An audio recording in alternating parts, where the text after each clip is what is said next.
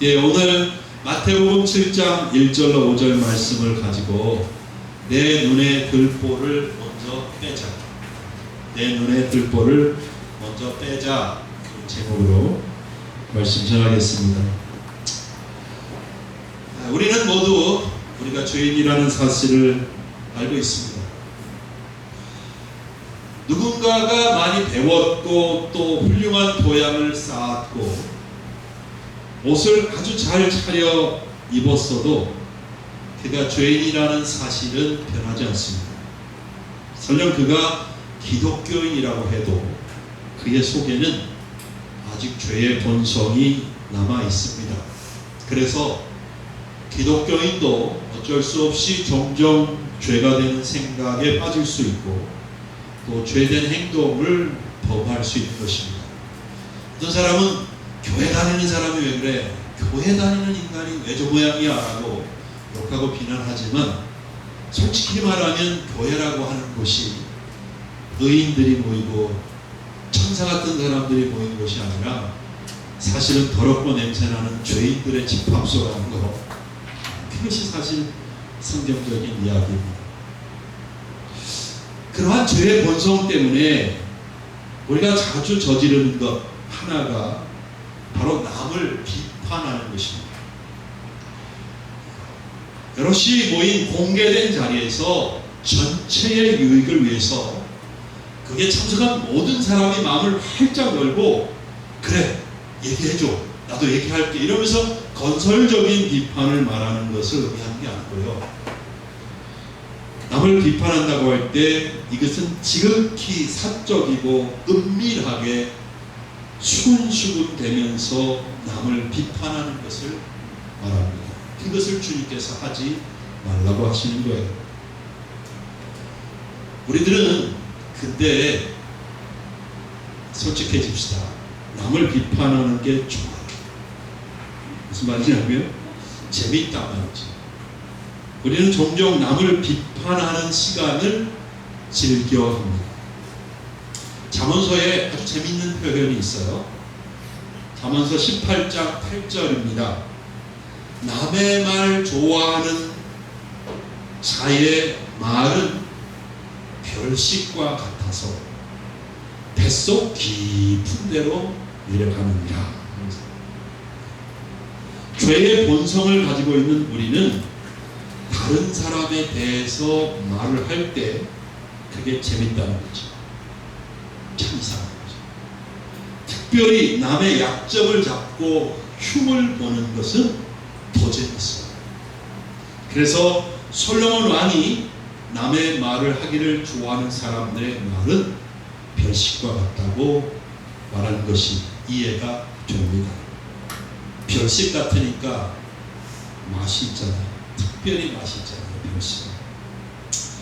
근데 우리가 정신을 차리지 않으면 다른 이들과 같이 이 별식을 너무 많이 먹을 수 있어요. 그리고 나중에 집에 돌아오면 어떻습니까? 왠지 허전하지요?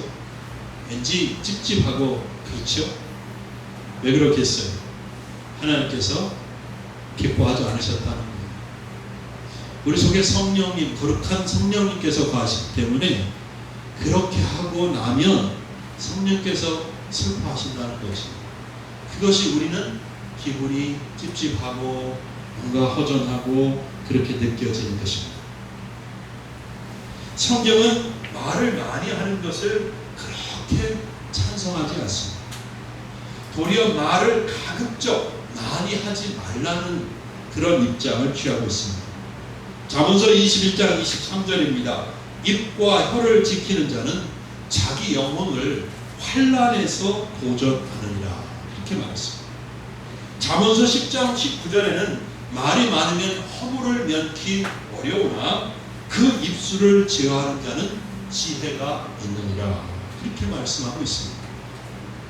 실제로도 우리의 실생활에서도 남을 비판하는 것이 좋은 경우, 좋은 결과를 만들어내는 일이 그렇게 많지 않습니다. 대개는 부정적인 결과를 만들어냅니다. 그래서 우리는 오늘 이 예수님의 말씀을 귀 기울여 들을 필요가 있다고 생각해요. 예수님께서는 본문에서 다른 사람을 비판하지 말라고 하셨습니다.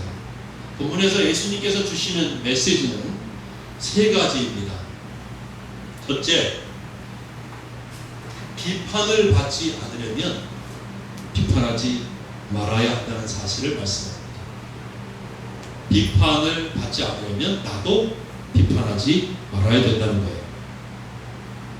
남을 비판하면서 혹시 우월감에 사로잡히거나 남다른 쾌감 그런 것을 느낄지 모르지만 비판하는 자기 자신도 다른 사람에게 비판을 받을 가능성이 높아진다는 거예요. 본문 1절과 2절을 다시 읽어보겠습니다. 시작. 비판을 받지 아니하려거든 비판하지 말라. 너희가 비판하는 그 비판으로 너희가 비판을 받을 것이요 너희가 헤아리는 그 헤아림으로 너희가 헤아림을 받을 것이니라. 비판은 비판을 당하는 사람의 마음을 열지 않습니다. 내가 누군가 비판하면 오, 좋은 비판 감사합니다. 그래요. 감사합니다. 내가 이제는 변할게요. 내가 달라질게요. 이렇게 하지 않는다는 거예요. 비판은 도리어 사람의 마음을 더 굳게 걸어 잠그게 합니다. 마음을 냉랭하게 만들어요. 비판받는 사람은 오히려 그 마음이 방어적이 되고 그리고 또다시 공격적으로 변합니다. 그래서 비판받는 사람은 자기를 비판하는 사람의 허물과 단점을 찾기 시작해요. 네가 나를 비판해? 그럼 너는 어디 잘났나 보자. 그리고 면밀히 살펴보거든요. 우리 잘 알고 있습니다. 다시 상기해야 될 게 뭐냐면 우리 모두 죄인이고 하나님 앞에 다 똑같다는 사실이에요.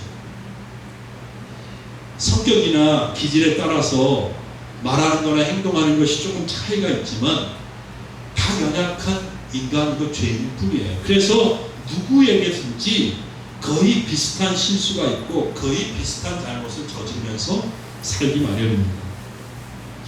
다른 성품이나 기질을 가졌다고 해서 그 성품이 더 좋고 더 완벽하고 하나님 보시기에 더 아름다운 그런 거 아니에요. 다 똑같아요. 다 약점이 있어요. 그 다른 성품이나 기질이 갖는 연약함이 있고 단점이 있습니다. 그렇기 때문에 역시 누구나 허물을 드러낼 수밖에 없고 잘못을 저지르게 되어 있는 거죠. 그래서 비판을 당하는 사람은 눈을 크게 뜨고 매의 눈을 가지고 비판하는 사람, 너는 실수 안 하나 보자, 너는 허물이 없나 보자 라고 관찰하다가 역시나 실수나 단점을 찾아내고 마는 것이죠.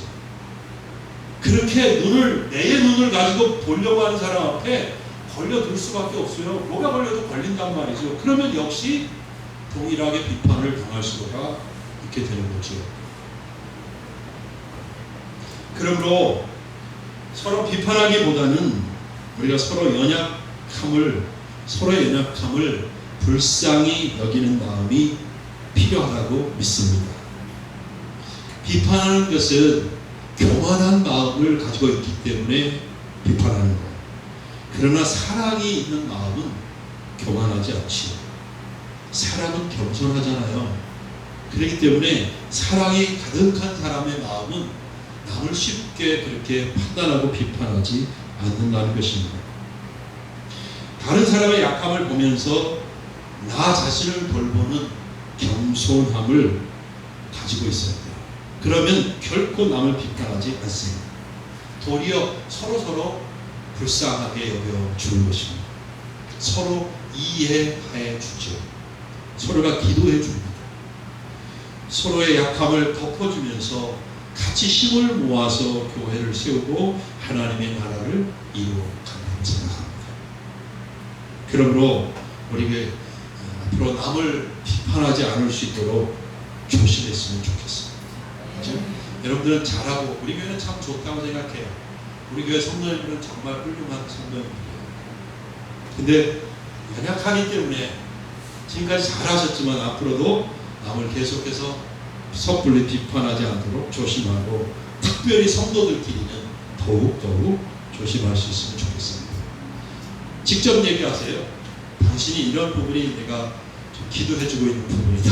기도 많이 하고 사랑의 마음을 갖고 직접 기도해주는 게 낫지, 둘이서 몇이서 뒤에서 수근수근 거리는 일은 바람직하지 않다고 생각합니다. 우리 조심하면 좋겠습니다.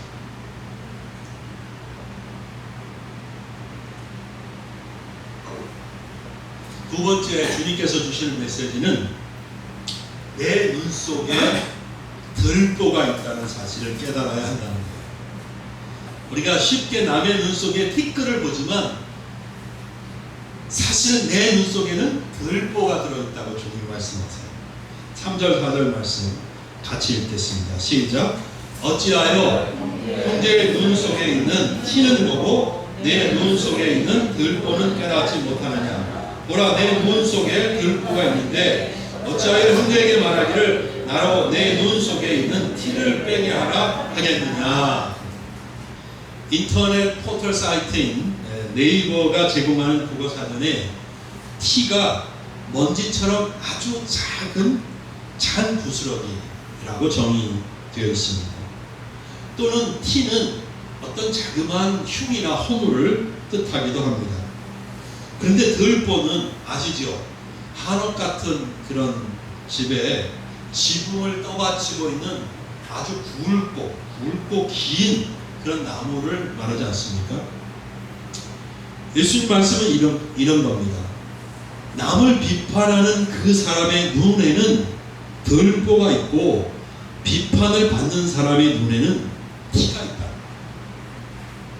즉 비록 남을 이러쿵저러쿵 작은 약점을 가지고 비판하지만 정작 자기 자신은 더 큰 약점이나 더 큰 허물을 가지고 있을 가능성이 많다는 말씀입니다. 예수님은 티와 들보를 비교하고 있습니다. 티와 들보 비교가 됩니까 여러분? 그 들보를 가르면 먼지가 얼마큼 나겠어요? 티끌이 얼마나 많이 나겠어요? 자갈 하나하고 산 전체가 비교가 됩니까? 예수님이 이렇게 말씀하시는 것과 같습니다. 이렇게 쉽게 말씀드리면, 남을 비판하는 사람아, 사실은 내가 비판하는 그 사람보다 너는 훨씬 크고 심각한 허물이 있는데 어찌 아주 작은 허물을 비판하느냐. 이게 말이 되냐? 라고 말씀하셨다는 거예요. 사랑하는 여러분, 우리는 그래서 남을 비판하기 전에 먼저 자기 자신을 살펴보는 것이 중요하다고 생각해요. 그게 필요하다고 생각해요. 그러면 나도 훨씬 큰 문제가 있구나 라는 사실을 깨달을 수 있습니다. 적어도 나도 완벽한 사람은 아니구나. 나도 역시 적지 않은 허물과 약점을 갖고 있는 연약한 존재이구나 라는 사실을 깨달을 수밖에 없다는 거예요. 그래서 남을 보고 그 허물을 비판하기보다는 그의 단점이나 연약함을 타산지석으로 삼는 지혜가 우리에게 필요하다고 생각해요. 그게 훨씬 유익할 거예요. 타산지석이라는 말은 남의 산에 있는 돌이라도 나의 옥을 다듬는 데에 필요하다, 소용된다는 뜻입니다. 그래서 다른 사람의 하찮은 언행 또는 허물과 실패까지도 나를 수양하는 데 도움이 된다. 그런 말입니다. 시경에 나오는 말입니다. 여러분, 남을 비판하고 싶은 마음이 생길 때 나에게도 똑같은 문제가 있지 않을까라는 의심을 해보는 것은 어떻겠습니까? 그게 훨씬 더 유익하고 그리고 하나님 앞에 하나님 보시기에도 합당할 거라고 생각합니다. 어쩌면 나는 내가 비판하려고 하는 저 사람보다 훨씬 더 심각한 문제와 약점을 가지고 있을지 모른다는 생각을 해야 되는 거예요. 그래서 남을 비판하기보다는 비판하려는 생각이 들면 자신을 먼저 살펴보면 유익하겠다 싶습니다. 그러면 남을 비판하고 나도 또 똑같은 비판을 받는 그런 어리석음을 범하지 않을 수 있습니다. 마지막으로 세 번째 주님이 주시는 메시지는 내가 먼저 변한 후에야 남을 변화시킬 수 있다는 말씀입니다. 5절 말씀이에요. 같이 읽어보겠습니다. 시작. 외식하는 자여 먼저 내 눈 속에서 들보를 빼어라. 그 후에야 밝히 보고 형제의 눈 속에서 티를 빼리라. 이렇게 말씀합니다. 유대교에 한 랍비가 있었습니다. 그는 평생 동안 하시디즘이라고 하는 분파가 있어요. 유대교 안에 좀 신비주의적인 경향이 강한 유대교의 한 분파입니다. 이 랍비는 한평생 동안 이 신비적인 경향을 띠는 하시디즘이라고 하는 분파를 따랐던 랍비인데요. 그가 세상을 떠나기 전에 이런 말을 남겼습니다. 한번 들어보세요. 제가 연기가 잘 안 되지만 연기를 좀 해볼게요. 야, 내가 어렸을 때는 세상을 바꿀 궁리를 했어. 나이가 좀 더 들고 보니 야심이 너무 컸다는 생각이 들어서 나라를 바꿀 작정을 했지.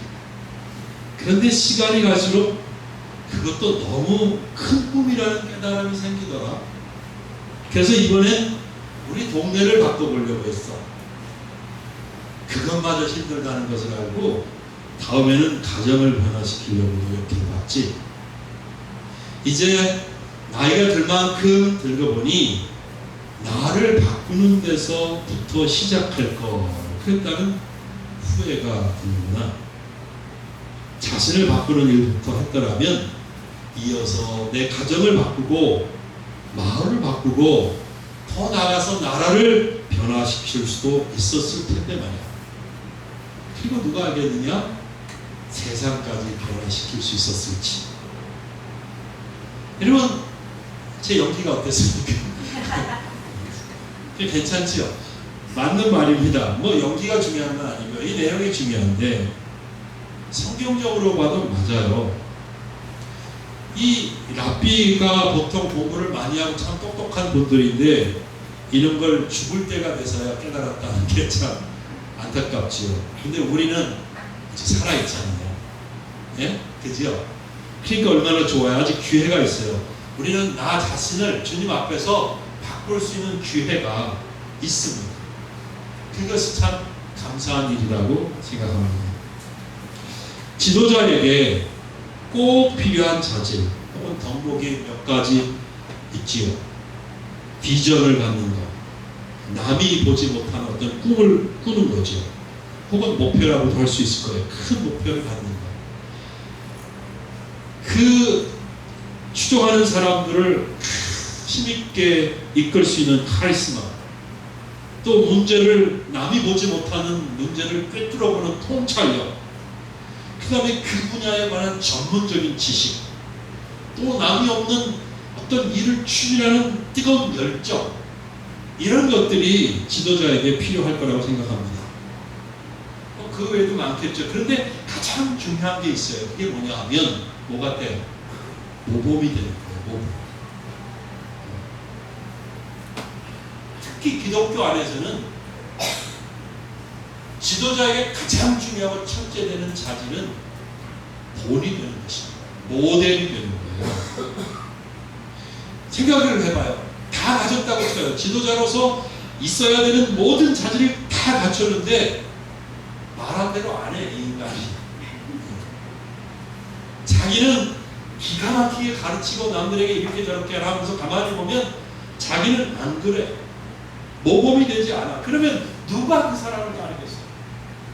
아무리 많은 지식을 가지고 있고 아무리 통찰력이 있고 아무리 능력이 있어도 누가 그를 따르겠냐? 안 따른다는 말이죠. 우리는 다 어떤 면에서 지도자라고 할 수 있어요. 아버지들은 가정에서 지도자고요. 어머니들도 자녀들에게 지도자고요. 다 지도자예요.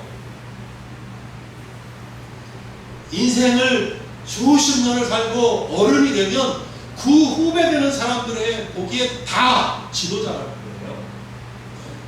그래서 어른이 잘해야 된다 이런 말을 우리가 하잖아요. 그러니까 어른이잖아요. 그게 지도자란 말이죠. 그러면 지도자로서 다른 사람의 모범이 되어야 되는 거지요. 이게 중요한 거예요. 근데 다른 사람에게 모범이 되는 거 이거 오늘부터 나는 모범이 되리라 이런다면 됩니까? 오늘부터 나는 결심했어. 나는 이제부터 모범이 될 거야.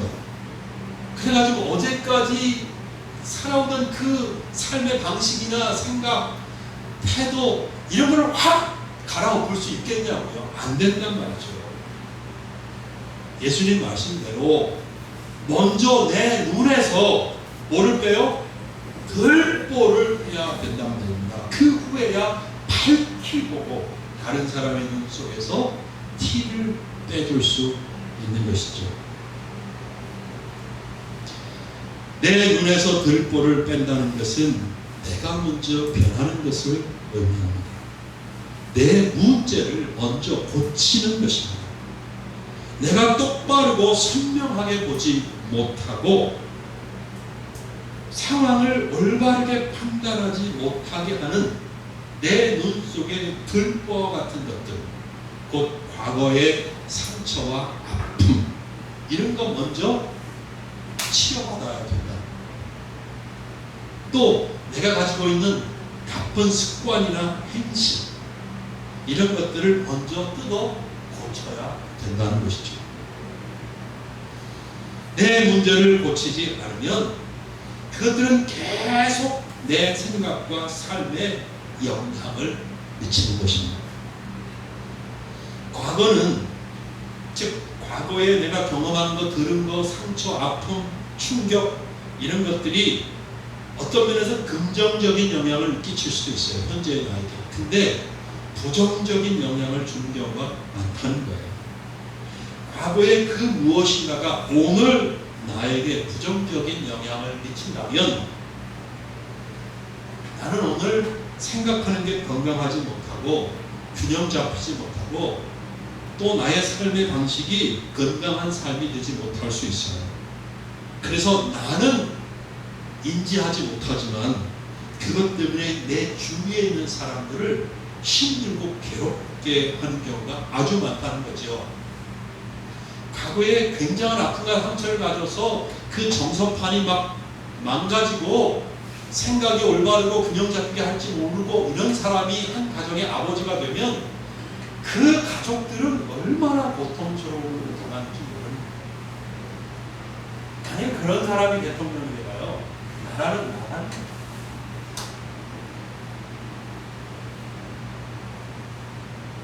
이런 영향들은 부모님에게서 오는 경우가 많아요. 그러니까 부모가 부모답지 않으면 그리고 상처를 자식들에게 계속 안겨주면 그 자식들이 나중에 부모가 되면 똑같은 짓을 합니다. 그게 이렇게 전해져. 그래서 부모로부터 받은 상처 때문에 정서판이 망가지고 그 생각이 그 균형을 잃어버리고 삶이 무너지는 그런 경우가 많아요.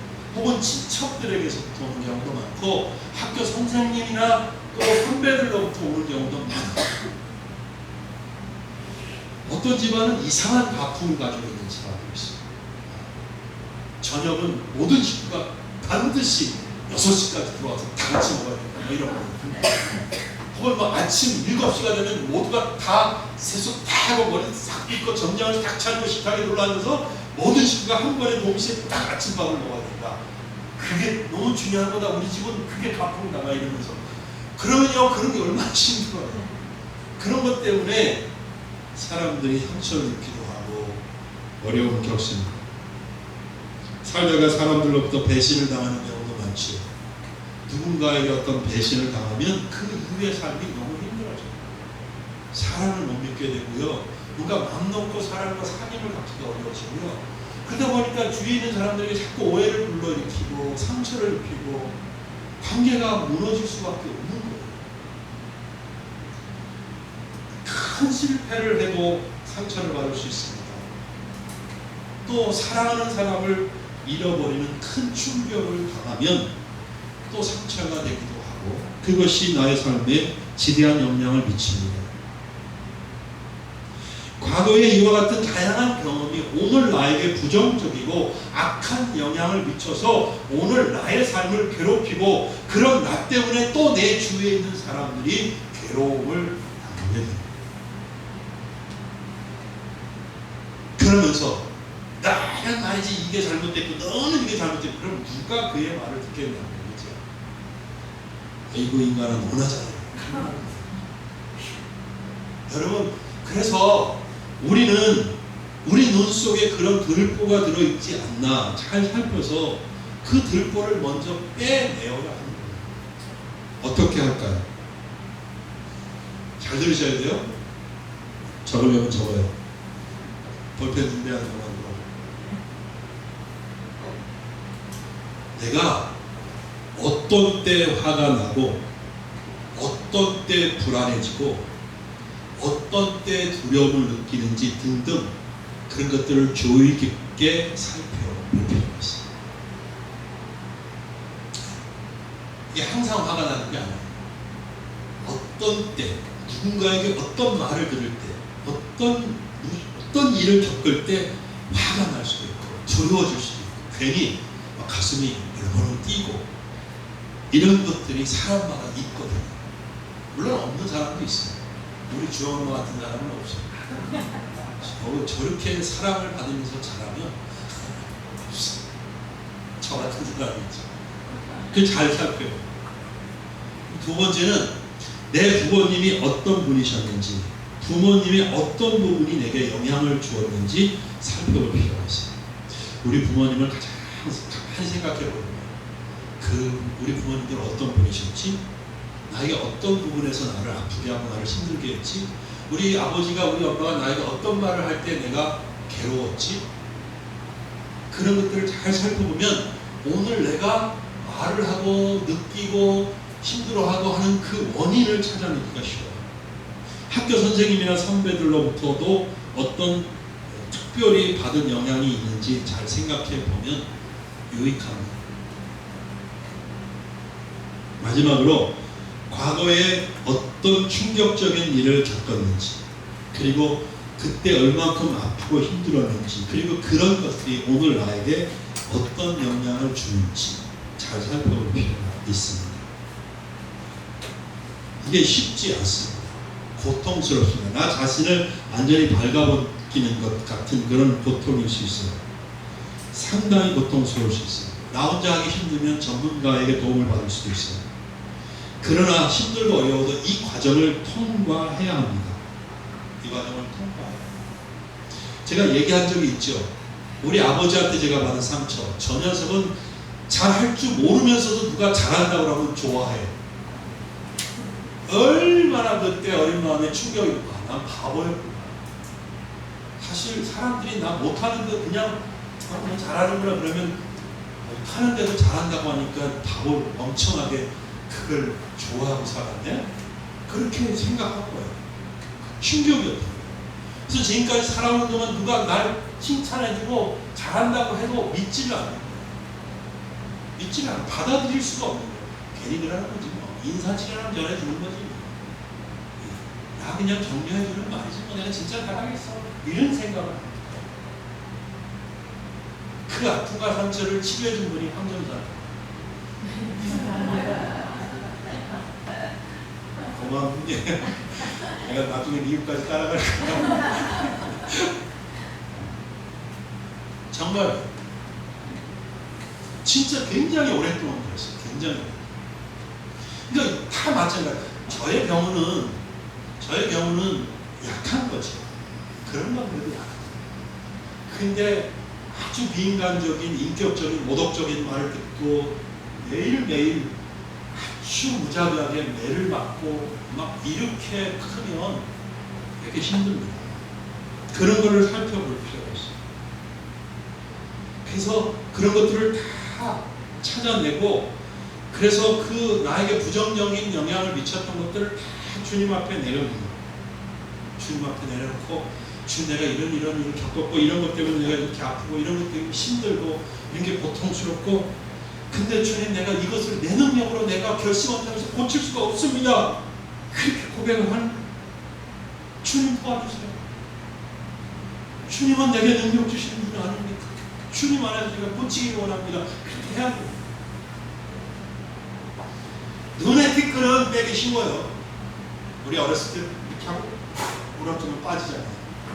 그죠? 아니면 세수대 물을 이렇게 담궈놓고 얼굴 담그고 눈을 갖다 하면 빠져나오잖아요. 근데 녹내장, 백내장 걸렸다. 그러면 그래서 잘 안 보인다. 그러면 물어서 돼요 그게? 세수대에 물 받아놓고 푹푹푹 한다 그래서 백내장이 고쳐지고 녹내장이 고쳐져요? 누구한테 가야 돼요? 안과 의사한테 가서 도움을 받아야 돼요. 마찬가지로 내 눈 속에 들보는 오직 누구만 뺄 수 있어요? 예수님만 빼내실 수 있다는 사실을 믿으시기 바랍니다. 그래서 지난 주일에도 말씀드린 것처럼 모든 것을 주님에게 다 올려 주님의 도우심을 구하셔야 합니다. 예수님의 보혈로 덮고 닦아서 해결될 아픔과 상처가 있습니다. 또는 망가진 나의 마음의 한 구석을 고치기 위해서 예수님의 능력이, 신적인 능력이 필요합니다. 주님 앞에 나아가신 여러분이 되기를 바랍니다. 이제 말씀을 맺겠습니다. 여러분 누군가를 비판하고 싶으십니까? 그러지 마시기 바랍니다. 내가 비판하는 그 사람을 절대로 고칠 수 없어요. 그 사람의 마음을 열 수도 없습니다. 오히려 그 사람을 방어적으로 만들고 나아가서 공격적으로 만들 뿐입니다. 그래서 그가 또 나를 비판하고 나는 비판하기 때문에 나중에 주님 앞에 가서 또 동일한 이유 때문에 주님의 비판을 받을 수밖에 없는 것입니다. 판단을 받을 수밖에 없는 거예요. 남을 비판하면서 쾌감이나 우월감을 느끼십니까? 결코 그런 것들을 즐기지 마시기 바랍니다. 왜냐하면 그런 쾌감이나 우월감은 실제 우월이 아니잖아요. 진짜 좋은 쾌감이 아니잖아요. 단지 순간적으로 그렇게 느끼는 것일 뿐입니다. 그래서 나 자신에게 결코 도움이 되지 않습니다. 여러분 기억하십시오. 예수님 말씀대로 내 눈 속에 오히려 들보가 있을 수 있습니다. 그러므로 내 자신의 눈 속에서 들보를 먼저 빼내고서야 비로소 내가 밝히 볼 수 있고 다른 사람의 문제를 밝히 보고 도와줄 수 있는 것입니다. 내 눈에서 들보를 빼내는 것이 우선적으로 해야 할 일입니다. 내가 먼저 변해야 합니다. 그래야 내 가정도 변화시킬 수 있고 내가 먼저 변해야 우리 교회도 변화시킬 수 있습니다. 내가 먼저 변하지 않으면 아무것도 안 일어납니다. 우리 서로 자신의 눈 속에서 들보를 빼내는 작업을 시작했으면 좋겠습니다. 예수님께서 도와주실 것입니다. 예수님께서 치료해 주실 것입니다. 아멘. 기도하겠습니다.